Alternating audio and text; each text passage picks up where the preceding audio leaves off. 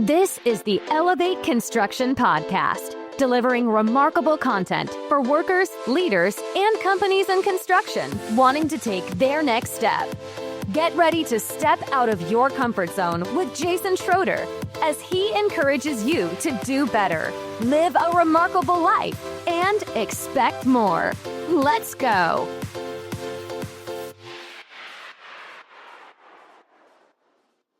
Welcome to the Elevate Construction Podcast. This is Reno, the producer, and this is the 7th of 9 podcast episodes recorded in 2017 after implementing Lean on a project. You will hear the voices of Jake Smalley and Jason Schroeder as they reflect on the successes and failures of their experiment. Enjoy. Hello, everybody. This is Jake Smalley and Jason Schroeder here again for podcast number 7. We're going to go into the teaming aspect. This is all kind of some fluffy stuff. Most of it is based off of some books that we've read in our personal opinion. So again, take it for what it's worth. The topics in the next 3, they'll either be one podcast depending on time, or they'll be broken out into 3. But we've really focused here on balance and stability, which was one focus, foresight and planning, which was another, and then clarity and alignment. So probably haven't heard those in that order before, but we'll cover that first and foremost. So let's start with balance and stability, Jake. And then if it's short enough, we'll combine all the podcasts into one. And if not, we'll break them up.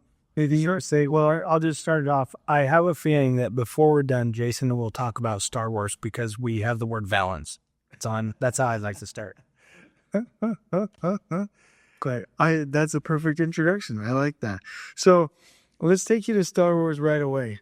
Actually, a couple of movies. We've actually shown these in our team meetings, but there's a scene. I'm not going to remember all the names because I'm not a huge Star Wars geek. I wish I was. I wish I had the time. But anyway, I think it was episode 2. And by the way, for any of you guys who are like, oh, episodes 1 through 3 were horrible, that is so not true. Like, there's nothing wrong with those first 3 episodes. They were just fine. Anyway, so on the Clone Wars video, the episode 2, there was a scene in there. I think it was the opening scene, or was it the third movie? Dang it, I just can't remember. I think it was the second movie. But anyway, the Obi-Wan and Anakin are flying in to General Grievous's ship because General Grievous has captured Chancellor Palpatine. And so they go up and they fight Count Dooku. Yeah, what? Am I getting this starting wrong? No, dude, he done a trade blockade. They were blocking trade. Okay. I think that was a movie before. Yeah. Let me finish, and then you cannot. Okay. I'm pretty sure I'm right. So anyway, so this is like, oh no, it was the third movie. No, You said this to me. Okay, I know, but it was the third movie because they had already started. The second movie was where they engaged the clone army, and then the third movie where it opens, they're in the middle of the Clone Wars, and that's where Count Dooku dies. All right, so it was the third movie. Sorry, so you're right. So they go onto General Grievous's ship, they beat Count Dooku, they rescue Chancellor Palpatine, and then they get captured by some ray shields. And then General Grievous brings them to the deck, up to their, command office on the ship, up to the deck. And basically he's sitting there, he's making fun of them. He takes their lightsabers and said, this will make a fine addition to my collection of lightsabers. And then Obi-Wan and Anakin break free and they start killing all the droids. And there's a scene in there where General Grievous is telling the droids that are fighting the Jedi, destroy them, kill them or whatever. And his message to the other droids that are operating the ship that were starting to get panicky, he said, stay at your stations, keep the ship in orbit. And I really like that, I don't know, the symbology, the scenery there. And then actually the Jedi, Obi-Wan and Anakin kill all of the rest of the droids. And they get to General Grievous, and he's walking around walking around the bridge, trying to figure out what he's going to be doing. And one of his last messages is stay at your stations, keep the ship in orbit. Stay at your stations, keep the ship in orbit. And then he obviously pokes that spear through the glass, escapes, and blah, blah, blah. So you guys probably know the rest of the movie. And we kind of use that as a motto. There's always going to be something on the job site, whether it's a quality problem, or there was, a safety incident you're doing a root cause on, or there's a design change or whatever, that's going to seem a whole lot like somebody, coming into your workstation and attacking you, like in this situation, like the Jedi were. And the message is for the team is stay at your stations, keep the ship in orbit, keep looking forward. Because in that scenario, if the Jedi, or if your enemy wins, you still have to use the escape pod, so the ship needs to be in orbit. And if you beat the enemy, which in this case in the scene was the Jedi, you need the ship to be in orbit. There's nothing good that can come by abandoning your post and going into chaos and letting everything derail you in the circumstance. Am I saying that right? Yeah, I agree. So we would show that clip, keep the ship in orbit, stay at your stations. And the other clip that we really liked was from Gladiator. It's where the Germanic tribes were fighting Russell Crowe and his Roman legions, and they're running down the hill with their horses, with their cavalry, and he would say, hold the line, stay with me. And the bottom line is that if a team can let distractions, enemies, derailments, or whatever keep people off of focus, then the whole job starts to spiral out of control. We have to maintain focus. We have to hold the line. We have to keep the ship in orbit. We have to stay at our stations. Well, I really like that because, Jake, don't you think there were a number of times where we could have let it just spiral out of control? I mean, there were some hard days. Every job has hard days. Yeah, I think everyone has their own type of example here. One that comes to mind for me is we had some redesign on level 2, and it really kind of messed with the one-piece flow that we used on this project. And for a while, a couple of days, we were beating our heads trying to figure out, can we do this? And when it come out, we kind of circled the wagons and said, look, we're not going to be distracted on this. And one of the things that we had to do was pull that level 2, kind of, I don't know if you talk about it with train cars, we had to pull it off the track. Exactly. And keep the train moving, meaning we didn't let the design stuff affect level 3 and level 4. And it just so happens because we did that and we shored up and we just kept moving, kept the train going, we were able to, as we've talked about it before, on level 3 and level 4, we were never behind schedule. We stayed on that to a T. We knocked it out of the park. And that was a huge success. But I think that is because we stayed focused and didn't let each other get distracted. And we reeled it in. And I remember you specifically saying, when everybody, like literally everybody wanted to freak out, well, what about the one-piece flow? What about this is going to interrupt? You were like, you guys keep working on your flow. You keep that train moving. This is going to be separate crews, separate times, separate costs, separate everything. You guys keep the ship in orbit. You guys stay at your stations, and we will handle this on the side. And that's a big thing. Like we're talking a little bit about one-piece flow right now, but about using the TAC scheduler, TAC planning, or waterfall. I've heard it called a bunch of different things, but it all ends up being the same thing. But that's a huge deal, as being able to find out those areas, those troubled areas, that it's not going to work everywhere, but it will work a lot of places. So it's finding the places that will work and sticking to the plan. Absolutely. So, absolutely. And so you kept them focused. So I think that's a perfect example. And we don't want to make this too long. I'm kind of feeling like all three of these fit in together, so we'll try and go for it. You build the team first. A team, well, actually there might be too much content, but a team that is overburdened, out of balance, and out of roles cannot go be successful because they don't have a stable environment. That's why we call the section stability, balance, and stability. So here are a couple of things that Jake, chime in when you want. But the team has to be in the proper roles, not titles, not bureaucracy. But one of the first things you can see on a job site that is failing is that you have people not staying at their stations and covering what they should cover. Now, at BSRO, we had a number of overlap. We had multiple oversight. Nobody bothered each other. If we stepped on each other's toes, asked each other's questions, we were very horizontal and very open. But we definitely knew that if somebody had something as a responsibility, that they were going to do it. We knew that for a fact. And we had all of our important roles and responsibilities covered. is the team balanced? I remember Jake and I built this same size project in Phoenix, and it took 210 workers at the peak, and we never worked a Saturday. This is the exact same size, and in Tucson, it took 380 workers at the peak, and we work every Saturday and every now and then a Sunday, which tells you the difference in how hard it is to build between Phoenix and Tucson. We had to stay late, quite frankly. We had to work Saturdays, and so we were very intentional. And this was a great idea that Ryan came up with that we ended up formatting, but we would say, this is the day I'm coming in late. This is the day I'm staying late. And this is a Saturday that I'm going to work. Like maybe once every 9 Saturdays we had to work because we split it up. And we followed that schedule pretty well to where we didn't overburden ourselves with our work-life blend and balance. So, and just real quick, so a lot of us, I know Jason's like this. We also had Brent on the project. He was like, these two especially don't like to be told, dude, you've been here for 15 hours, go home. And for the most part, we'd all signed on. And it wasn't like we were trying to play mom and dad at all.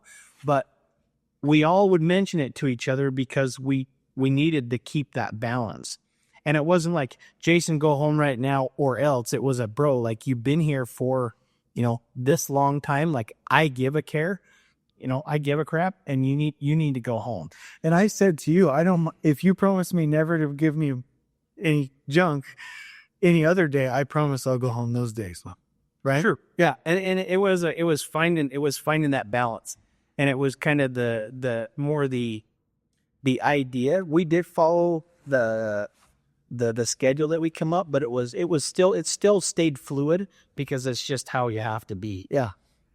But I personally feel like I had a good blend. And it was a tough job. I knew that when I would come in later, if I had to leave early because that was on my schedule, I knew somebody else had it covered. Yeah. So, Jason, not to change the subject, we'll go ahead gears a little bit. Question for you. So, second superintendent's meeting. Yeah. We had last week. A lot of these things that we talk about work really great and awesome when you have time. Like you mentioned just a little bit ago, you got to set the team up and hand choose a team, and everyone's got to have the right balance and you keep the flow and all that stuff. What about, let's talk about, you get on an SSG project. A lot of times what the persona, and I haven't done very much SSG besides my Banner Desert days, but you get thrown on a project, and for superintendents, from what I heard at the meeting was you have, hey, it's Friday, Monday you're starting this job. Yeah. So how would you talk about getting balance established? I know you got to be on your toes, but what do you think about that? I hope I just didn't. No, I think that probably the best answer is I don't know. I think the answer is this is what we can share from a large scale project that where we were able to do it and had the money and the time. I will say that I think it's a different world. The only thing that I've seen about SSG and in my minimal experience with SSG is that sometimes we get stuck into thinking that all we can do is be there and supervise it. And I would just invite all of us as well as everybody to think, can we use our GC carpenters? Can we make sure that they're OSHA 30 trained and they're capable to do some work-life blend type stuff with us there? Can we try and work the costs, the financials around with our GCs to where we can get some nice supervision?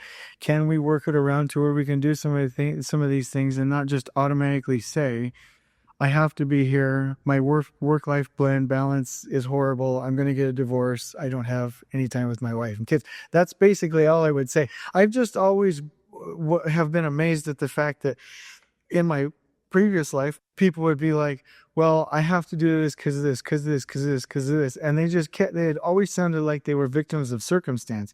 But and I'm not meaning this in a blasphemous way, but this is the way I'll say it is, we are the God of this world. We control the GCs, we control the fee, we control how well the job's working, we control what GC carpenters we have on board, we control everything.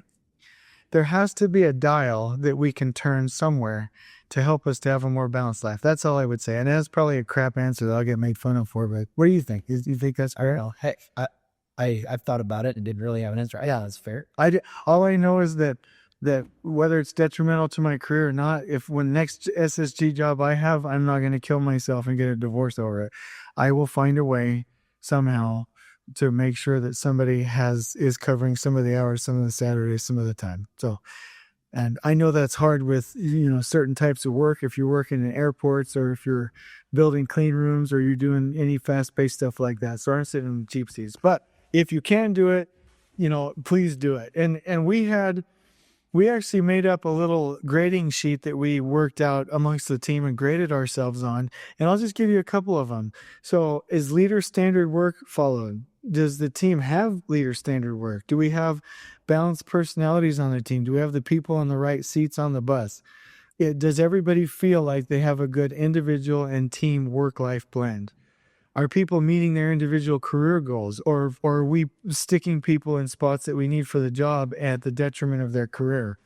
Is everybody's health good? Does the team feel like it's stable, like you can come to work and know what you're doing that week and it's not always a firefight?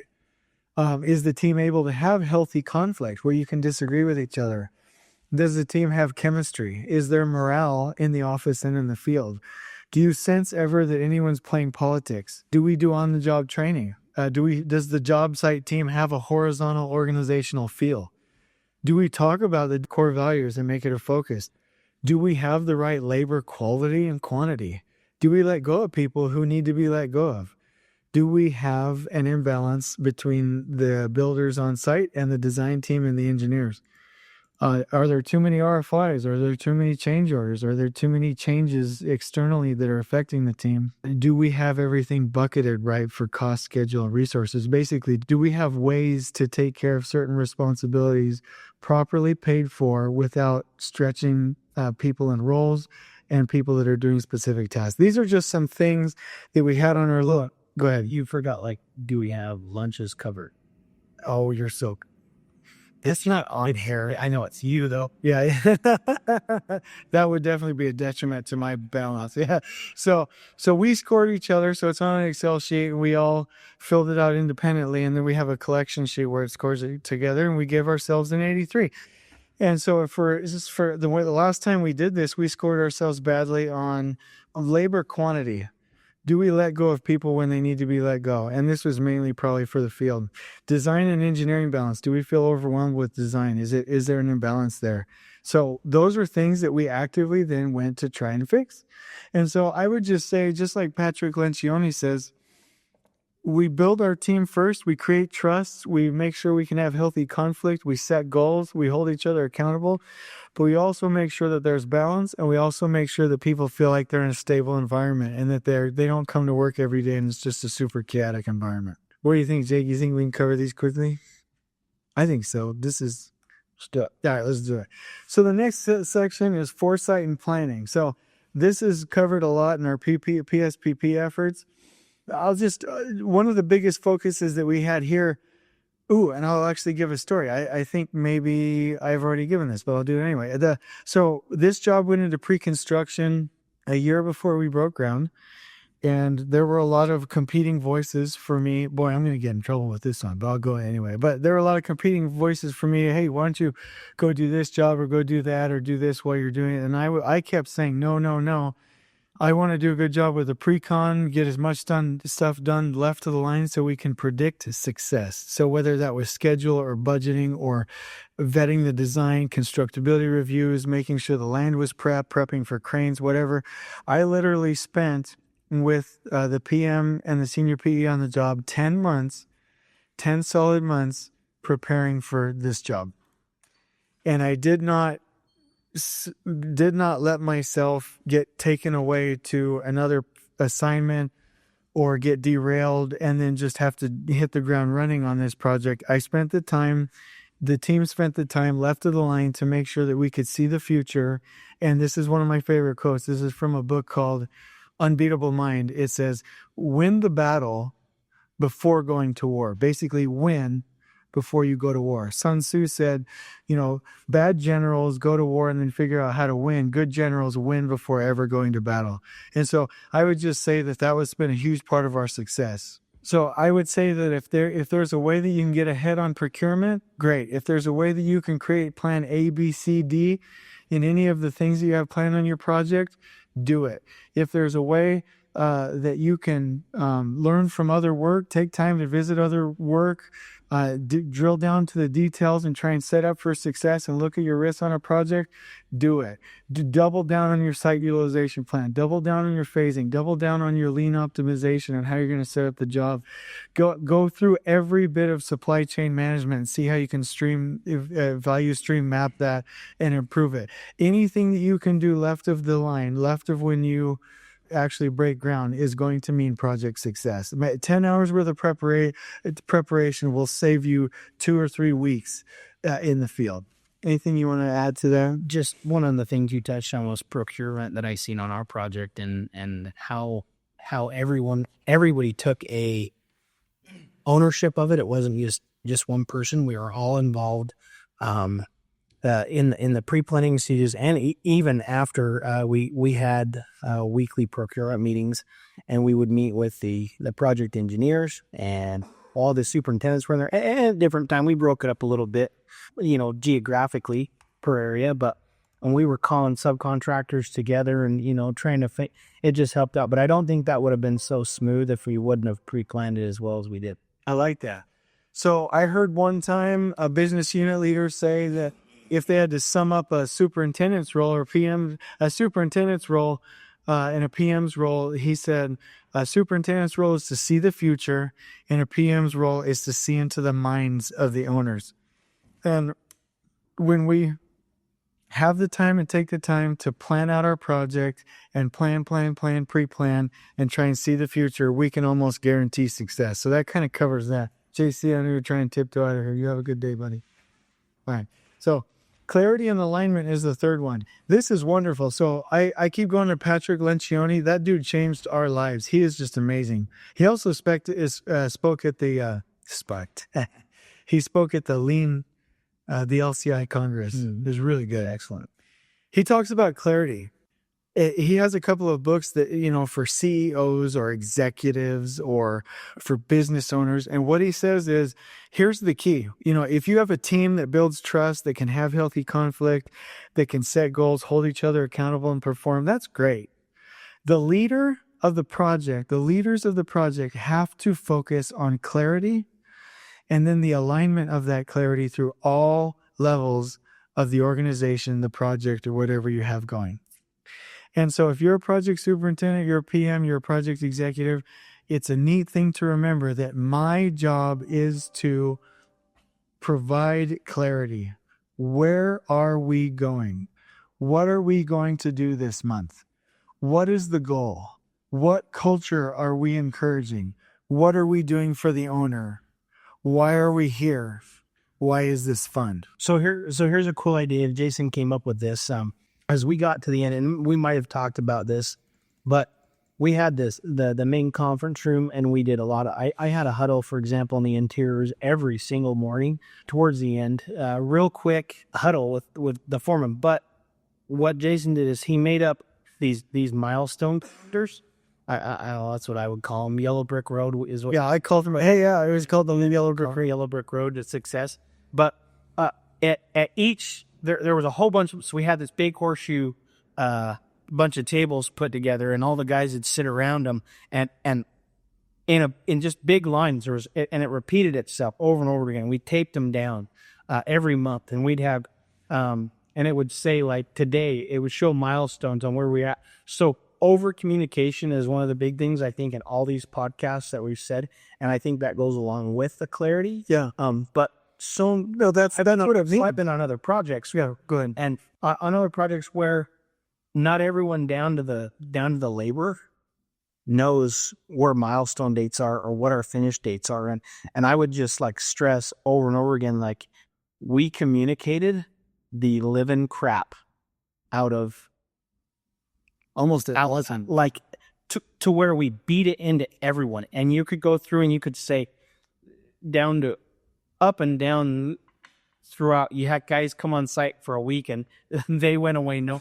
They might have been a specialty trade, but they knew when we were going to finish. Yeah. And they knew what milestones they had to hit. And it was just written all over the place, over communicated, just 100% of the time. And that provided a lot of clarity. And we got a lot of feedback from that, from trade partner foremen, superintendents. We got a lot of that. And it was just, it was a cool thing to see. A lot of comments saying, "Hey, I've never been involved. No one has ever told me anything like this before in project because I'm low on the totem pole." And it was awesome because these guys would come and they would say, "Because of that clarity, I want to work with you guys again." And that's that's one of the big goals is, dude, if we can have these outstanding trade partners say, "Hey, we want to work with you guys because we know what you'll do and you'll communicate to us," is epic. I really like that. So a couple of things, even from day one, you could ask anyone on site, when is substantial? They would have said December 6th, 2017. If we're in the mobilization phase, they would have told you March 15th is when we need to be done digging this hole. During the concrete phase, every day we would reinforce, when do we have to be done? We have to be done October 26th with this topping out of this concrete. And then we have to finish the building December 6th, 2017. And then as we got to the end, it was kind of funny. There's a really neat story with this. I promise it'll probably only be 5, 10, 30 more minutes. Just curious. So there's a neat story about burning your ships. Man, I forget the details. It's in the 33 Strategies of War. I think it was Cortez. Well, it was Cortez, but the Vikings did it all the time. I actually watched the Vikings show. You did? On history. Is that like new comedy one? That's No, the comedy one. And a couple times, like they sink their ship so they can't go back. Like they're all in. Like there is no point and no return. Versus like, okay, they have a shipbuilder and they build new ships to come home. Yeah. But I mean, there's you have to conquer or you're gonna die. Exactly. So I love that, Jake. That you can relate to this. So Cortez wanted to. Does I look like a Viking with my beard? I don't know. It's pretty good looking though. So Cortez wanted to get the Aztec gold. They were like, the Aztecs like outnumbered him like 10-1. So he drilled holes in his ships and blamed it on worms, and then burned the last couple of them, and then told his guys, "Yeah, I destroyed the ship so that we would have to conquer the Aztecs before we went back." And they were, he kind of be like a sissy. The Vikings, they all burned it. they'd all okay, got it. All right. They were crazy. It was like. So there was no way out. They had to defeat the enemy. So I remember at BSRL in a year before we were supposed to be done, we created these goals to be done by April. And we basically said we want to burn our ships. What that means is give ourselves no way out. On construction, a way out is, oh, I have time. I can do that later. We can finish that. I have time. I have time. I can go back on my ships. I can go back on the boat. If we lose, we can escape. So we said, draw a line on the sand. These are the things we have to have done in April if we want to finish, if we want any chance of finishing in December. And we wrote things down there like set air handlers, enclose the building, turn power on, lights on, things like that. Now, basically, we as a team said we are going to draw a line in the sand, and if we don't meet these goals, we know for a fact we're not going to finish, and we need to all freak out and run screaming naked into the woods. I was kidding, but Like light ourselves on fire. exactly. But yes, so that was a technique. We made goals, and we said by April we're going to have this done so that we can predict success at substantial completion. And we made the goal. We made 89% of them, and we had a good excuse for the ones that we didn't meet.